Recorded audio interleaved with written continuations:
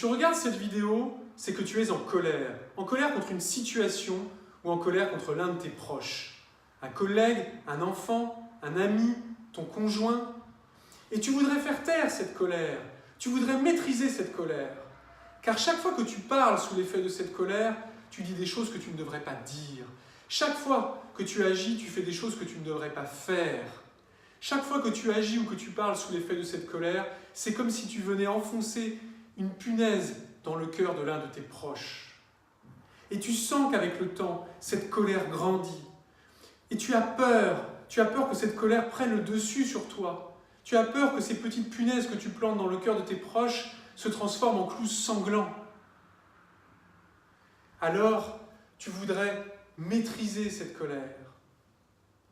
Ce que je voudrais te dire, c'est que si tu veux parvenir à cet objectif, il faut commencer par écouter ta colère. Cette colère n'est pas ton ennemi. Cette colère n'est pas ton adversaire. Cette colère est une information. Cette colère te dit quelque chose de ce qui se passe entre toi et une personne. Cette colère te dit, il y a quelque chose entre toi et cette personne qui ne fonctionne pas.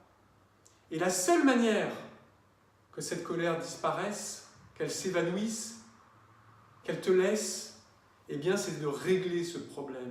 C'est de transformer cette relation pour la rendre plus harmonieuse, pour la rendre plus sereine.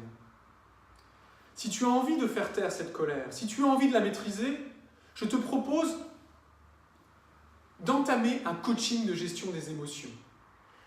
J'ai développé une méthode en 3 étapes qui permet de mieux gérer ses émotions et de retrouver des relations plus harmonieuses avec son entourage. La première étape, elle consiste à identifier précisément quelles sont les émotions que tu éprouves et quelle est leur intensité. La deuxième étape, elle consiste à comprendre à quel besoin fondamental est liée chacune de ces émotions.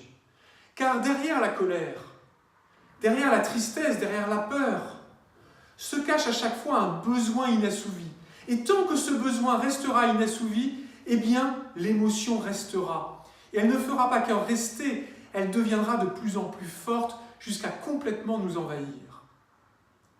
Et puis la troisième étape, la plus importante à mon sens, c'est de passer à l'action. C'est de transformer sa vie, c'est de transformer ses relations, c'est de transformer son environnement pour que ce besoin sous-jacent, fondamental, soit enfin satisfait et que donc tes émotions s'apaisent et que tu puisses passer à autre chose.